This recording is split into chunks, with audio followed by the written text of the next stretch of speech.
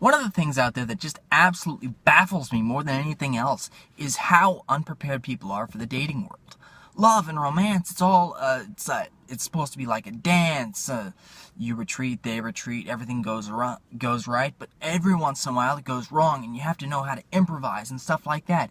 And it just seems like it would be better if people knew what they were doing and how to do stuff. Okay, basic romance to making money to everything. And so I decided, it'd be best if there was a skill set or a class that people could take and subjects that they could take before they started dating so that they'd know how to do stuff. Little tips, little tricks, stuff, romance, amazing stuff.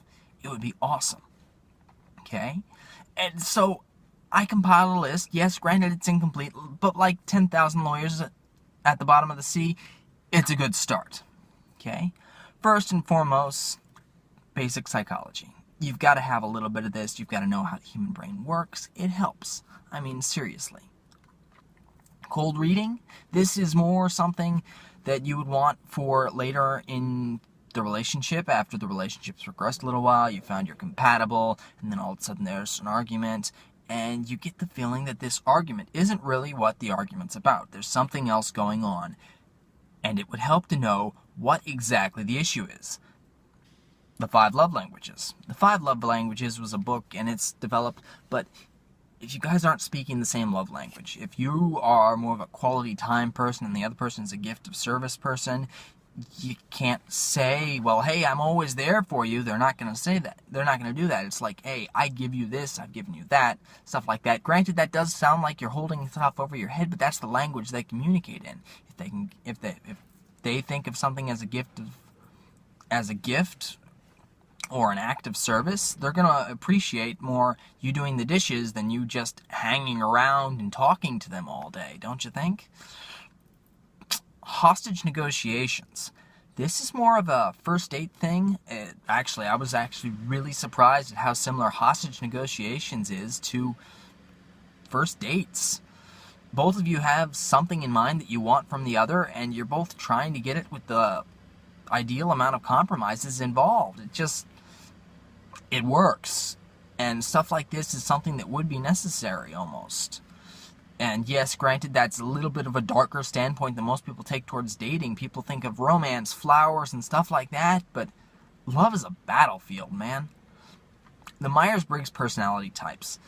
Once again, this is something kind of like the 5 love languages. It helps if you know what kind of a person you're dealing with. It helps if you can know within a few minutes of meeting somebody exactly what they're going to be. Are they an extrovert? Are they an introvert? What do they like? What do they not like? What do they deal with? How do they deal with stuff? What goes on? Stuff like this. This is basic, simple stuff that people should all know. Romance novels. Granted, guys are going to think that romance novels are sissy stuff and that it's an all fantasy thing, but that's the whole point, is love is a fantasy for most people. And you don't understand that until you realize that by reading romance novels, it gives you literally the keys to women's hearts. They want the air of mystery, the hard man that they can change. It's often been said that men go into a relationship thinking that the woman won't change, and women go into the relationship thinking about how they can change the woman. It is just like that, I promise you. It's out there. Sex. Sex is a very important thing, especially in relationships, especially if it goes on for a while. Sex is incredible. Sex is amazing. Sex is great. But the thing is, a lot of people don't know how to do sex. People don't realize that foreplay is important. You've all seen my video about that I did a couple days ago. And I hope if you haven't, just watch it. It's probably in the comments section. But sex is amazing, and if you don't know how to do sex, if you don't know foreplay, if you aren't skilled in something like that, if you don't at least have a mental concept of how to do that. People always say, hey, you can't get sex from a book. I'm here to say you're wrong. You can read enough books and you will know sex backwards and forwards. And if you're focusing on how to do the sex, you're going to last a lot longer, trust me. Especially foreplay. Foreplay is amazing. Trust me. Okay? Guys, foreplay is not as important for you, but be playful with the girl. Okay? You've got to learn to laugh and play. There are stuff about women's psychology you need to know, and I cannot stress that enough. How to fall out of love quickly, okay? Granted, this isn't something you're going to want, but it is something that you are going to probably need, because not all relationships are going to last. Statistically, right now, in the United States, 50% of marriages in divorce, and that's a lot of marriages, don't you think? 50%, half of marriages, okay? You can't just keep going around all alone and desperate and depressed, okay? You've got to be able to get out of love quickly, and I mean, seriously, you've got to move on, okay? Take your week, okay? Be tokenly depressed, but then move on. Come on, people. No one's going to want to spend time around a depressed person, and that's never good if you can't fall back into love, okay? They say the best way to get over someone is to get under someone else. You're not going to be able to get under someone else if you're still hung up on someone else. So get out of love quickly. Small talk. Small talk is the art of determining something that you guys have in common. Small talk is something that extroverts are usually better at and introverts are not, but if you can figure out something you have in common fairly quickly, then you need to be able to rapid fire. Just go, go, go, go, go. Small talk is very important for even just meeting people, okay? Hey, how are you doing? How's the weather outside today? Hey, have you seen that sports team? Finding something you have in common so that you can move on to subjects that matter more. Skills to impress, okay? Have a skill, have a trade, something you're good at, something you are passionate at. If you are passionate about something, there is nothing hotter to a woman or a guy than being passionate about something, to being able to talk about something. Granted, you do not want to talk about that 100% of the time. 100% of the time, that gets boring. All work, no play makes Jack a dull boy, right? But all play, no work makes Jack a mere toy. Hey, you got to realize that. Okay? Have something that you're good at, something that's impressive, something that you're passionate about. Metaphor is an amazing thing. Trust me. Music, stuff like that, an art form, not just your work, okay? Welding, okay? Being able to piece two things together, that's a great metaphor for that if you're good at it.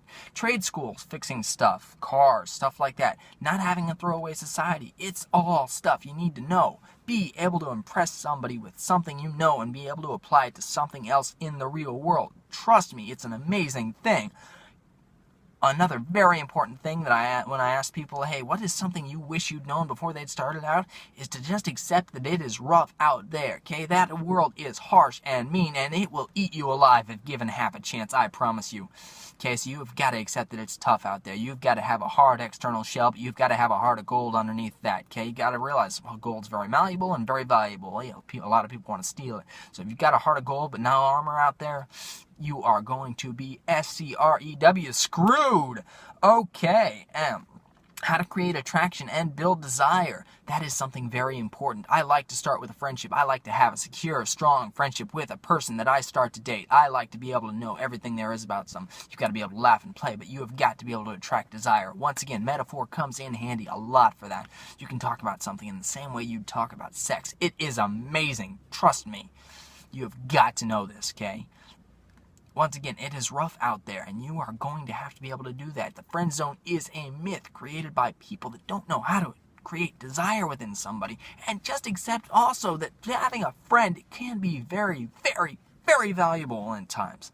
Okay? Having a friend that keeps you in the friend zone might be a good thing. You actually have someone you can bounce ideas off of, someone that doesn't have the attraction, someone that you can just be awesome with. Okay, especially after you've broken up with somebody, you've fallen out of love, you don't want to fall right back in love again. You want to hang out with that friend, you want to have some fun, you want to learn some more stuff. Maybe something else you can do, something you can figure out, something you can fix for the next time.